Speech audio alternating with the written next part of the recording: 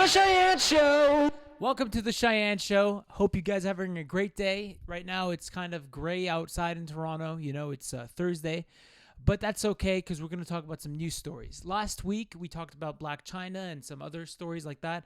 But I'm not really interested as much. I had a discussion with myself about the direction I want to take the show. And I mean, we will still cover stories that are like, I guess, salacious, but not as much. We're going to talk a little bit more about important things that I guess I'm more interested in.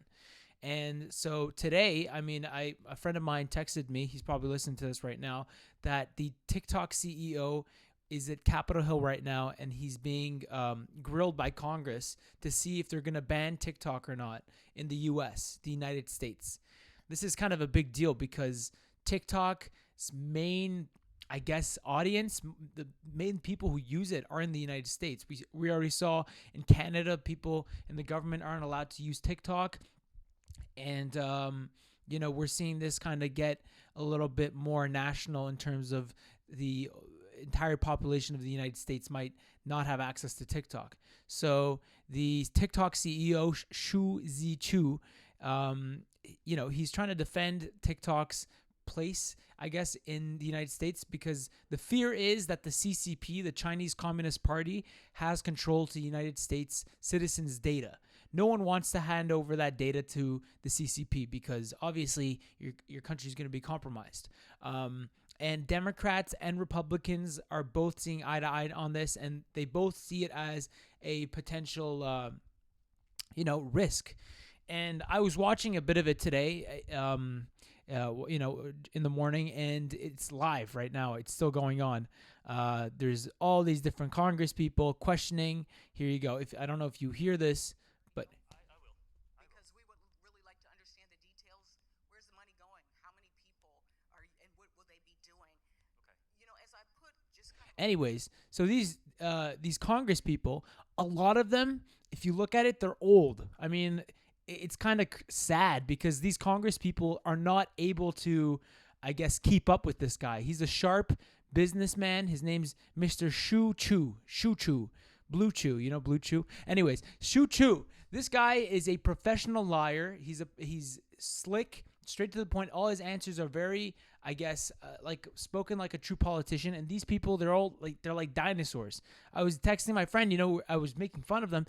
Some of these people, it's like they're so old. Do you think they should just have a place in Boca Raton, Florida, like, you know, retirement age? It sounds like when they're questioning this guy about the potential national security risk, it sounds like they're ordering a salami sandwich at your local deli. They're like, the app maybe can use a little more tomatoes, lettuce, onions, what else do I want? You know what I mean? They're like pretty slow. But that's not to say they're all like that. It's just the majority are. And it seems like the people from the Republican states, they're a little more, they're like dogs barking, you know? They're like dogs barking at this guy. They don't want to hear, they're you know, they'll ask him a question. They'll be like, yes or no. And then he'll start going into his little political answer. He'll be like, well, actually, it's very important for us at TikTok to look at, and then they're like, yes or no. Yet they interrupt him. You know, they don't want to hear his little answers. And it seems like everyone's really, they got their swords out. They're attacking this guy. But I mean, here's the deal. TikTok is a company from China. We don't know how much of our data is going to the CCP. Apparently, a lot of it. And the CEO keeps trying to bring up the fact that there's certain research groups that approve TikTok is not involved with the CCP. But then you'll get people from Congress saying, actually, that's not what they said. And they're saying you're being dishonest. I'm sorry, I can't name the actual group. But basically, ByteDance is the name of the parent company of TikTok. And that's from China. And ByteDance is currently, you know, it's being ran by the Chinese Communist Party. That's allegedly. And they're very hand in hand with the government in China. Even China, like they said, they don't want to sell TikTok. They don't want to sell ByteDance because doing so would, you know, it'd be a big loss for China. So they're questioning this guy, Mr. Shu Chu. about this, and they're saying, look, this is what they're saying. The Chinese Communist Party is saying if you guys get sold, it's not going to be good for them. And he's like, no, we don't have any relations to the Chinese Communist Party. No, I've never spoken to anybody there. I've never done anything. And then they're also like, they're saying, okay, we don't believe you. Why are Chinese people in China getting content that's like educational? Why are they getting content that's like, appropriate? Why are we getting the content that's just like mind, numbing and dumb? One guy brought up a parent. He brought parents in. And the parents said that their son committed suicide because of the content that they saw on TikTok. So you could be scrolling on TikTok and then there'll be like, I don't know, some of them are jokes, some of them are not. But the videos are saying like, if I kill myself, would you notice? Like, or it's like, play your tip, kill yourself, then you don't have to play the game. Some stupid stuff. And it's showing the algorithm. I'm not sure if it was his phone or whose phone it was, that it was just targeting these these suicidal TikTok videos. And the result was the kid killed himself. And, it's just crazy because these Congress people are so slow and old. They're trying to catch up. And, I mean, respect to them because they're actually trying to figure it all out. These tech companies move such a fast rate. I mean, ChatGPT too, like all these companies are moving so fast and it's hard to keep up. But when you have people that are that old, it's hard for them to catch up. That's why I think, you need more young people in Congress. This is a true display of just the state of affairs that we're in. This young CEO, he's 39 years old. Then you got this room full of dinosaurs, barking at him like, yes or no, yes or no. You know what I mean? And it's not a good look. And, I mean, it's just, it's sad. It's sad. And the parents were there. And the guy you can see him. His name's Dean Nazca. His son, Chase Nazca, committed suicide after getting all these videos on TikTok. And he was crying. He was tearing up. And it's very sad. And, they're saying, Mr. Chu, your company destroyed lives. This is what they're saying. They're barking at him. And, Sorry. And then Chu replies that, the U.S. government's concerns about national security, we take it very, very seriously, and we're committed to help to keep content free from any manipulation from any government.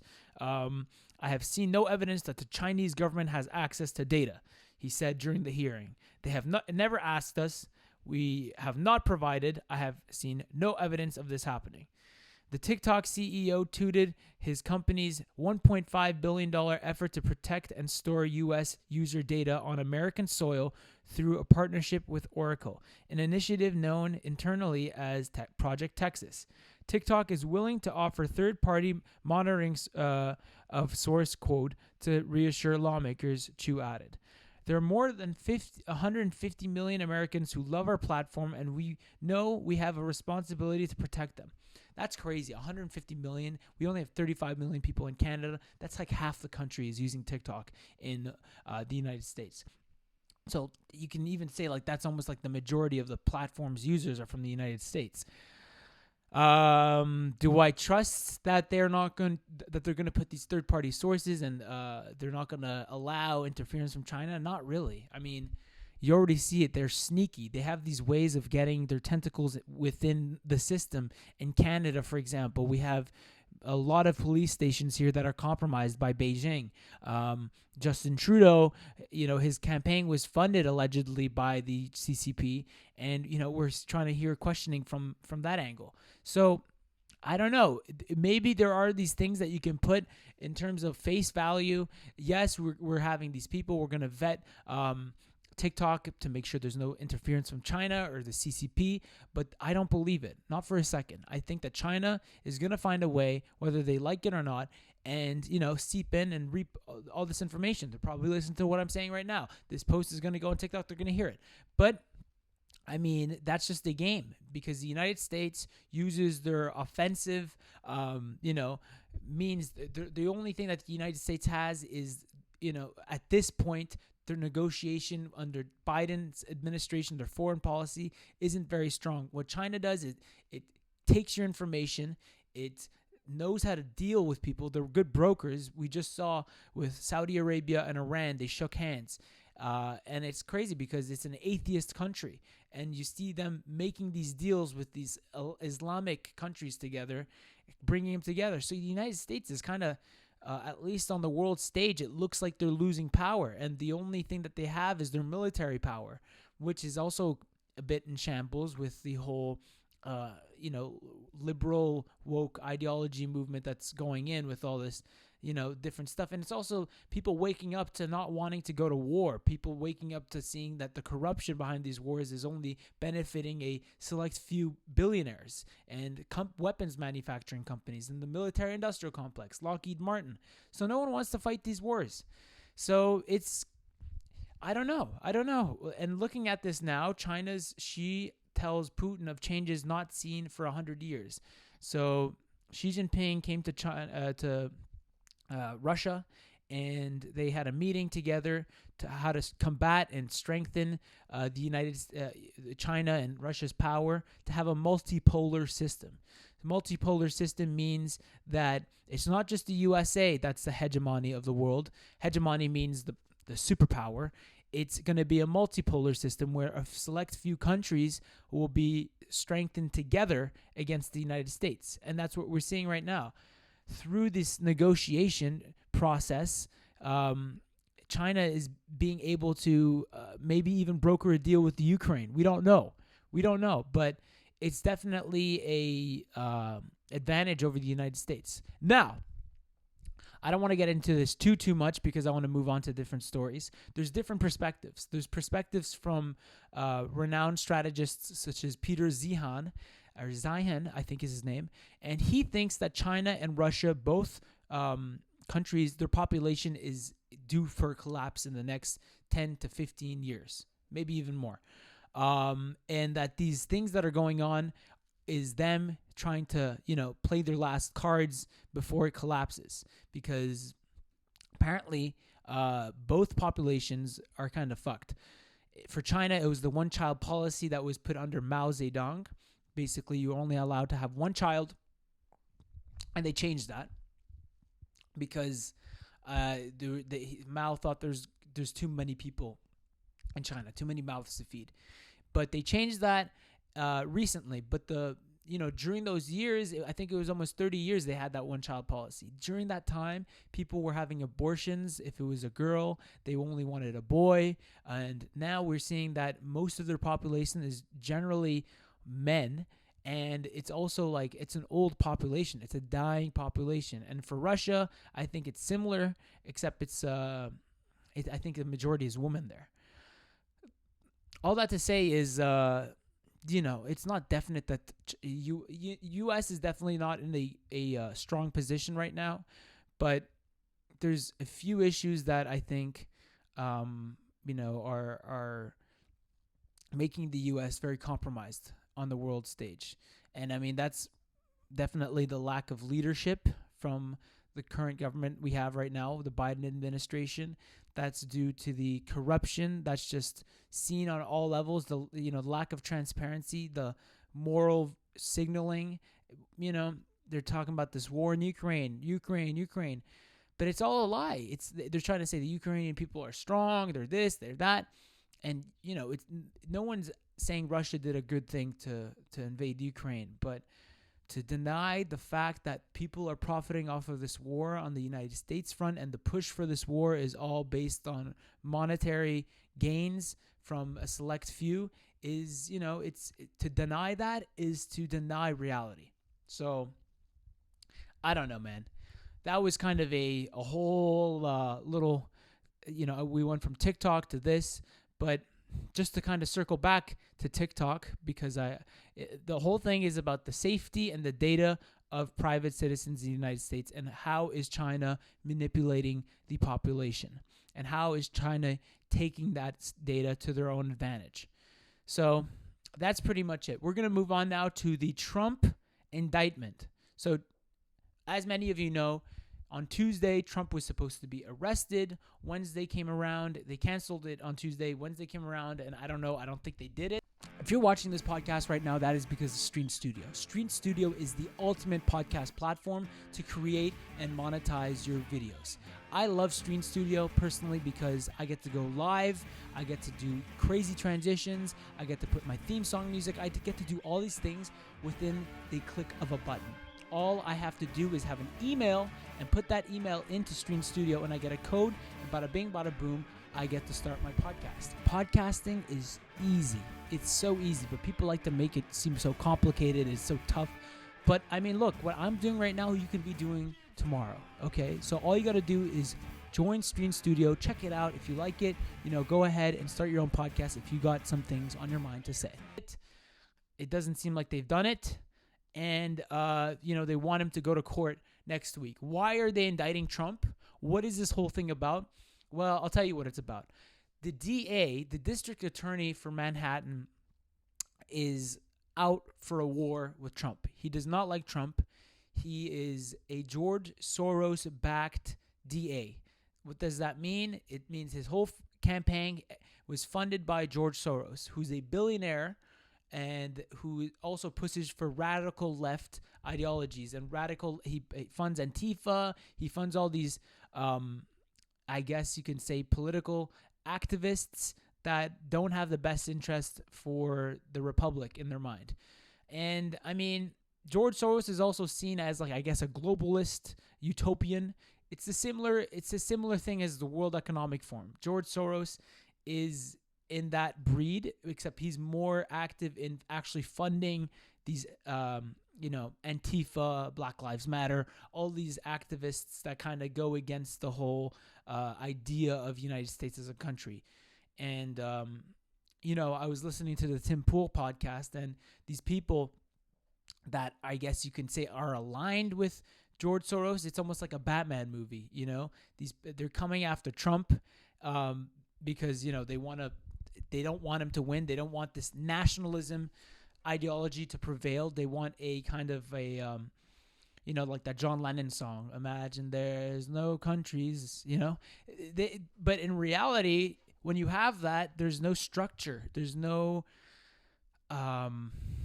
security. There's none of that. It's almost anarchy. So that's kind of what George Soros is pushing for. And why is he pushing for that? Is because he profits off of it. And, these billionaires, they have their own agenda that only helps them, That's why it's kind of very hard to be a liberal nowadays because, yes, I believe in social changes, social causes, progress, and all these things. But I only believe into them, A, if they're in the benefit of humanity in progressing, and it's not something that's actually going to be a detriment to us.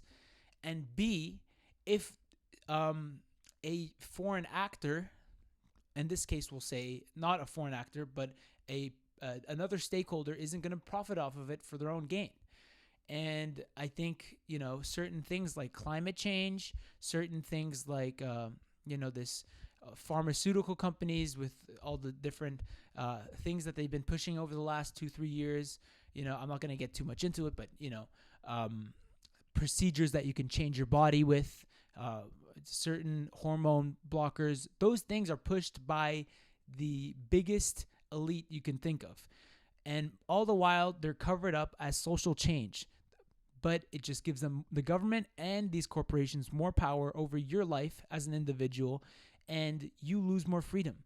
And so people nowadays that are, I guess, for these things based on their moral, because these politicians, the only card they have is to virtue their moral superiority over you. They don't have anything else. But in reality, that moral superiority is bullshit. It's none of that. They don't give a fuck about you if you're gay. They don't give a fuck about you if you're black. They don't give a fuck about you if you're a minority. All they care about is profiting off of you and taking more of your freedom. That is what I believe in. And, I'm a person who's, I don't have any judgment against anybody for anything. Okay? except if it's to their own detriment and to the detriment of society as a whole. But that's the reality. That's the reality we're living in. And to give those people more power by voting for the those people that are going to be in this position of power, the party, it's at this point is bad because it's corruption at the biggest level. Corporations and government are in cahoots. Now, I'm not going to get too much into that, but George Soros is a part of that whole globalist utopian visionaries that think that, if you give them more power, they're going to change society for the good. And these liberal values, these leftist values, they're going to help us. But in reality, it's all wolf in sheep clothes. They're wolves in sheep clothes. They're showing you all these things that are so nice and beautiful, that's good for everybody, but they're going to take your power. Now, what we're seeing with Trump, and I said this a lot, Trump is the opposite of that. He is a guy who speaks and sounds like I don't want to say degenerate, but he doesn't try to sugarcoat anything. He's not a guy who's preaching his moral superiority. He's not a guy who is saying he's great and he believes in everything and equality. He's a guy who's straight up business. You know what I mean? He is offensive. He's crude. He's, I guess you can say he's more honest. He's more honest in the sense that you know what you're getting from Trump. And I'd rather have a person who I know what I'm getting than a person who's lying to my face and does the exact opposite of what he's actually preaching. You know what I mean? And Trump, in a way, he didn't meet up to his promises, such as the building the wall or, there was a lot of things that he didn't keep up on. But in reality, I think that Trump is a man who is, a little more honest, a little more trustworthy than these people who are, pulling the marionettes. They're liars. Now, so Trump is being indicted by the district attorney. So what happens is these billionaires fund these politicians that they handpick, and they say, you're going to do what we want you to do. You're going to do our talking points. You're going to make sure that we get the political opposition out of the way. And so that is what they're trying to do. They are scared of Trump running again because the support behind him, this tidal wave of this movement, this MAGA movement, is not something they want to mess around with. And I don't know how strong it is, the MAGA movement, but anytime I go on TikTok, my algorithm at least, maybe it's like, what they say, the kid who saw the suicide posts, the death posts, that's all he was getting. But for me, when I go on TikTok, it seems like everyone in that bubble is more trusting Trump than anybody else, any of the other politicians. And to be honest, look, man, if you want to judge Trump, look at the last 10 years, okay? Last 8 years, I guess you could say. The Trump years, the 4 years. What did Trump do that was so bad? There's the Muslim ban. There was the trying to build a wall. But if you look at, the way that the Biden administration dealt with the migrants, for example, in Martha's Vineyard, all of those stories, and the way the economy is right now, the way people are on the streets getting addicted to drugs, the opioids, the crime, everything is arguably a lot worse under Biden. And it's funny because we're giving more money, we're giving more taxes, we're giving more of our resources, of our hard-earned money, and what are we seeing? The opposite of the results that they say they're going to give us. While under Trump, they're cutting taxes, they're doing all these things, and you don't see it as bad. You don't see it as bad. And that's all I could say. But look, I'm not going to get away.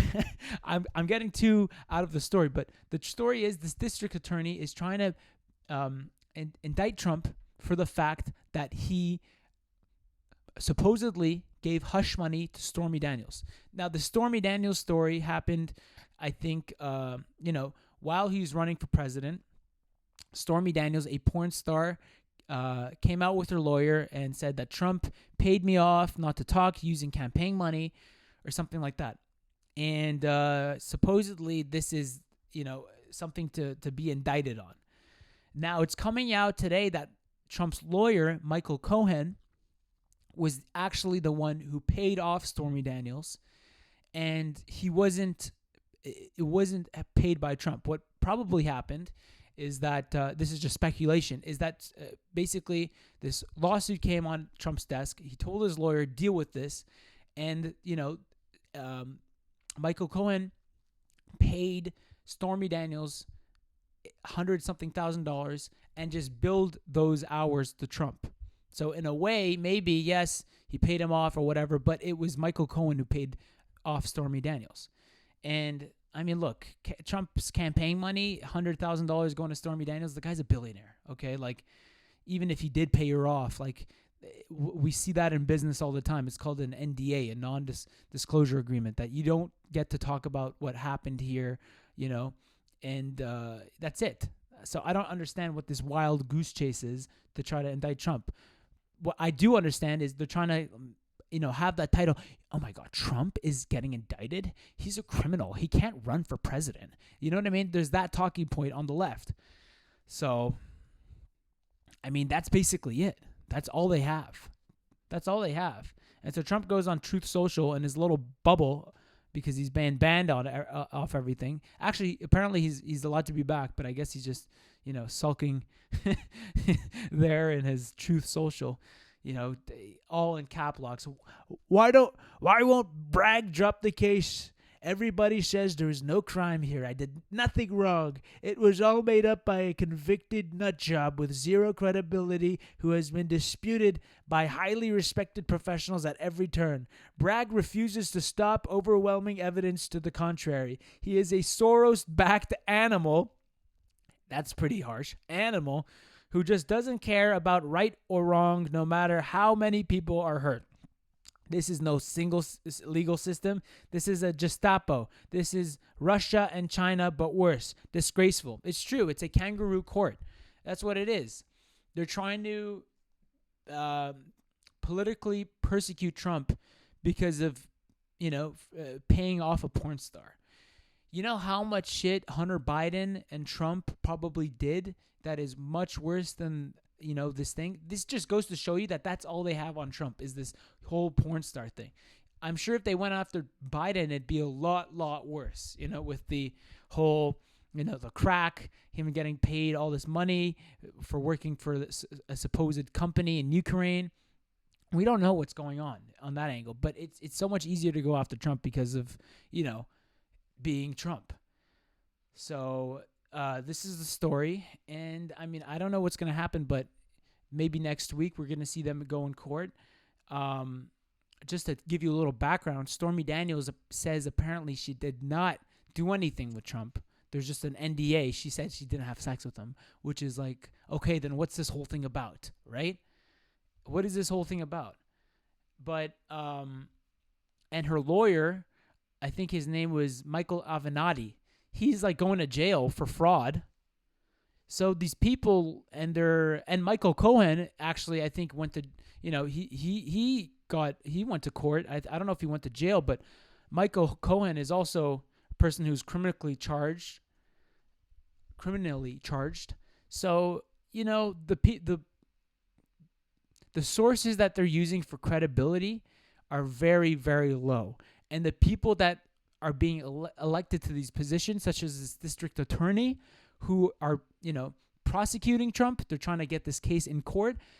It's like their intentions are so out there. If you just do a little bit of research and you see who they are and where they come from, George Soros, it's clear as day as to this is, what this is political persecution. So that's basically what I have on Trump and this whole thing. It's bad. I don't know. It's bad. The state of affairs right now is not good. I don't know if Trump is his support is probably going to blow up from this, because people are going to see what's really going on, and they're going to see that, okay, you guys have forced us to do all these different things for the past couple of years, and, you've been banning people off of these social media platforms. It's so obvious to, like, the agenda and who's in actual power. Trump's not in power right now. You know what I mean? They're just trying to shut him up. Anyways, we're going to get to shit news now. Shit news. So this segment called Shit News is where I actually give you these bullshit stories, talking about, I don't know, stuff that doesn't really matter, but it's entertaining. It's the stuff that gets us out of, this important stuff here.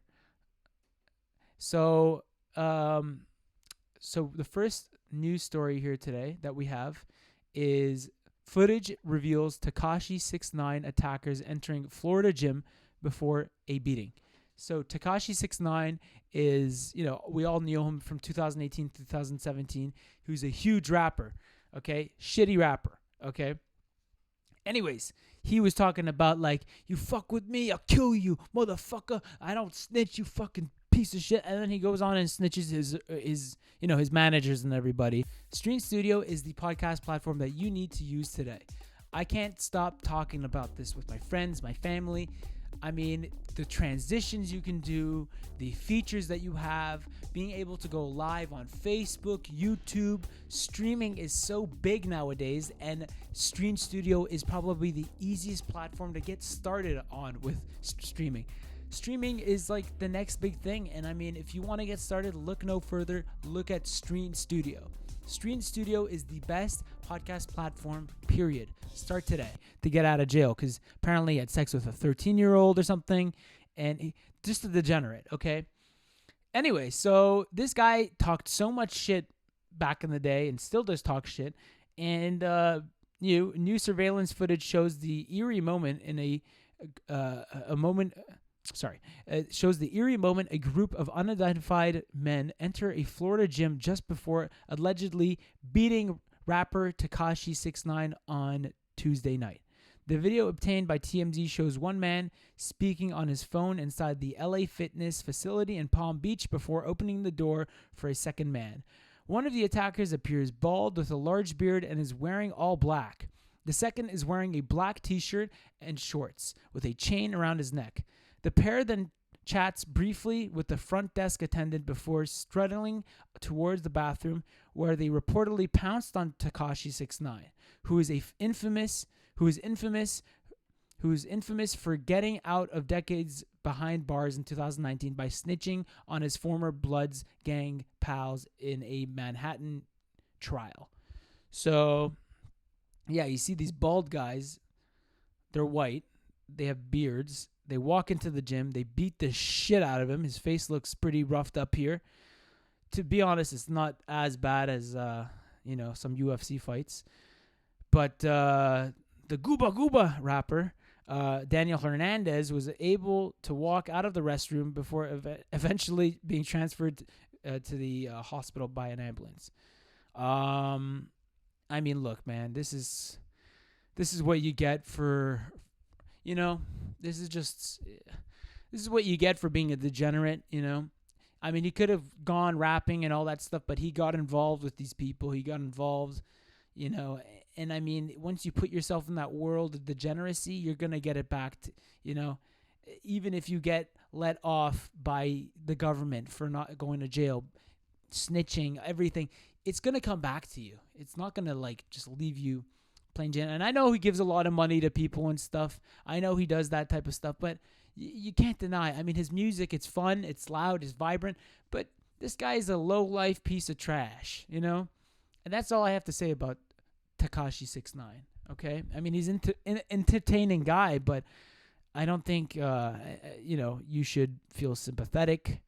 I don't think you should feel, this is what you get for involving yourself in a world like that. Yeah, the video shows them kicking him. They're punching him, kicking him. This guy is, he's a greaseball. He's a big greaseball. I mean, that's what you get for involving yourself in a world where you snitch on your friends, you snitch on your friends that supposedly are not your friends, they're criminals, and you decide to get tied up with degenerates. That's what you get. You're a degenerate, you get tied up with degenerates, you get beaten by degenerates. So anyways, that's all I got on Tekashi.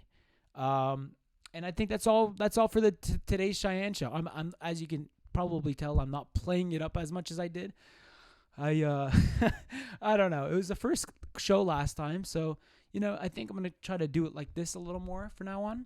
And yeah, if you enjoyed the show, please subscribe and listen to more podcasts. And, that's it.